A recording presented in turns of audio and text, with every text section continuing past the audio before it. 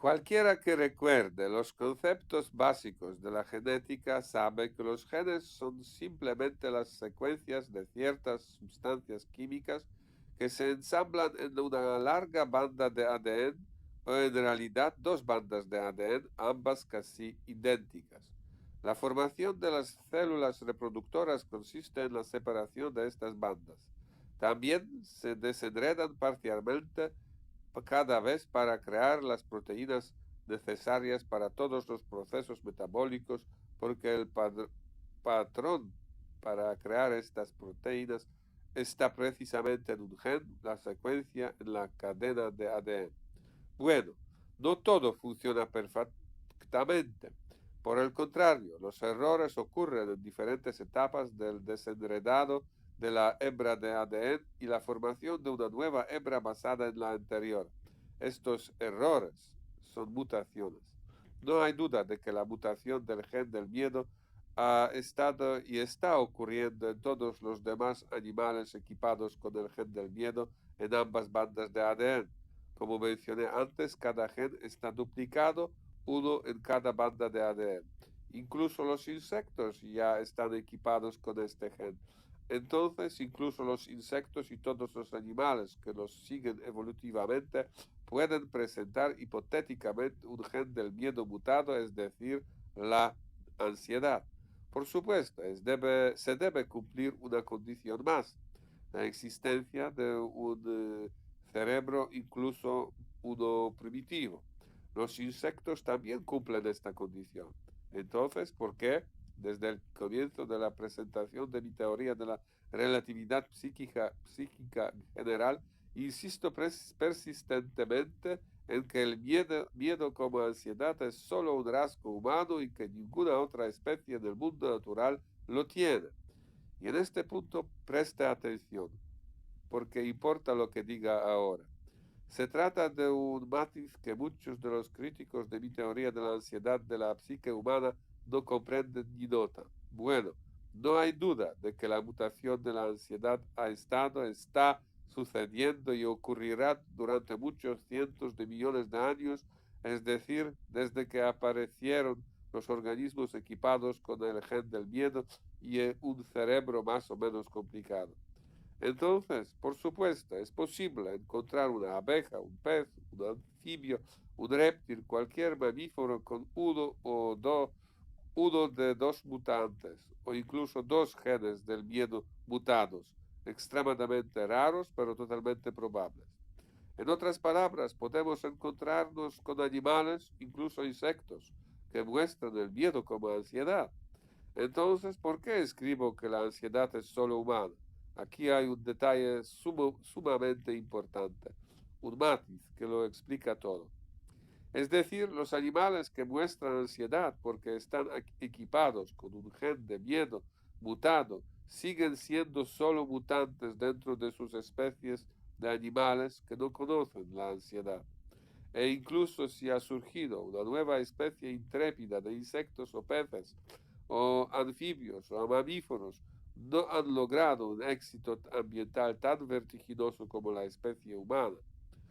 Lo que sigue es que la ansiedad por sí sola no sería suficiente para que los otros animales que no conocen la ansiedad tengan tanto éxito como la especie humana.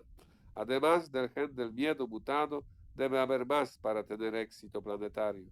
Debe haber, por ejemplo, un cerebro que pueda aprender plenamente una lección de la ansiedad. Es una lección sobre la emisión deliberada de ondas cerebrales electromagnéticas. La evolución de los organismos no es solo una idea para clasificar a todas las criaturas vivientes de la Tierra. La evolución no es propiedad de Darwin. Es un proceso natural que nunca terminará, un proceso de una mejor y mejor adaptación y expansión de los organismos vivos en la Tierra, comenzando por las primeras formas espontáneas, pero inorgánicas, similares a las células. Es un ordenado en el tiempo que aumenta la complejidad y el avance de todas las estructuras de los organismos. La evolución está sucediendo en cualquier momento y en cualquier lugar. Se desarrolla en todas las direcciones posibles. Una de estas direcciones fue la evolución del sistema nervioso, y en este caso la especie humana resulta ser su mayor logro durante las últimas decenas de millones de años. Pero la especie humana no es un logro tan cumbre cuando se trata, por ejemplo, de la evolución de otros sistemas, como los músculos, los esqueletos, etc. Podemos considerar que el cerebro humano es el momento cumbre en la evolución del sistema nervioso precisamente por cómo nuestro cerebro fue capaz de utilizar la mutación del gen del miedo.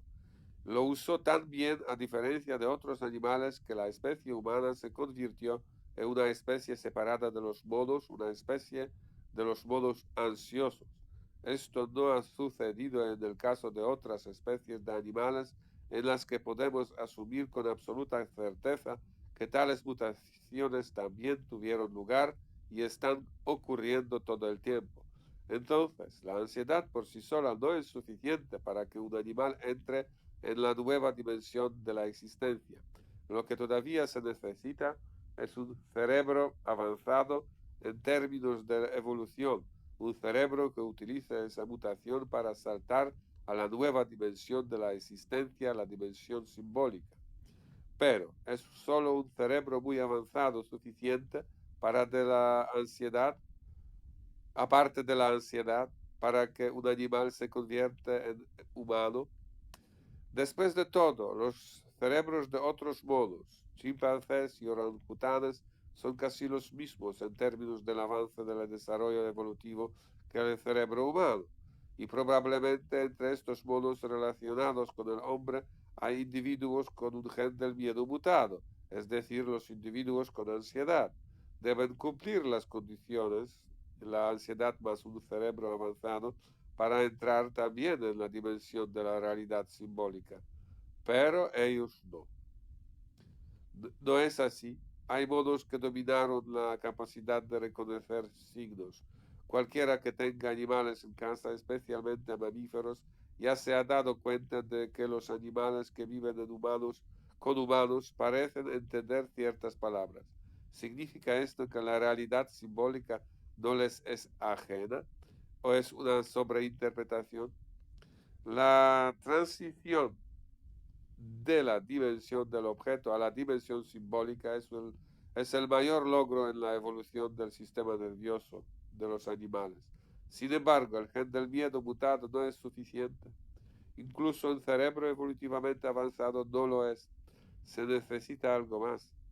¿Qué puede ser si los simios evolutivamente cercanos al hombre no lo tienen todavía y el hombre sí? ¿Por qué en tantos millones de años solo una especie de los grandes simios ha generado la capacidad de emitir ondas cerebrales intencionalmente y otras no pueden superar este umbral?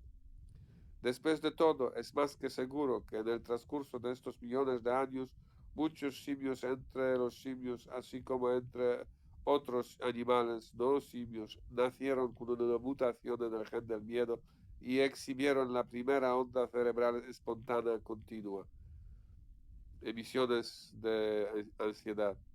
¿Por qué somos nosotros, los simios humanos, los únicos de todos los modos capaces de convertir estas emisiones espontáneas, continuas, primarias del cerebro en unas emisiones cerebrales precisas, de modo que las emisiones resultantes de ondas electromagnéticas lleven todos los significados simbólicos posibles, permitiendo la escala cósmica del fenómeno del pensamiento, es decir, la existencia en la dimensión de la realidad simbólica?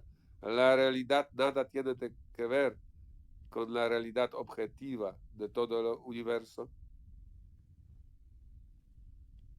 ¿Qué es lo que fue y es inalcanzable, inaccesible para los otros modos y lo que solo tiene el hombre?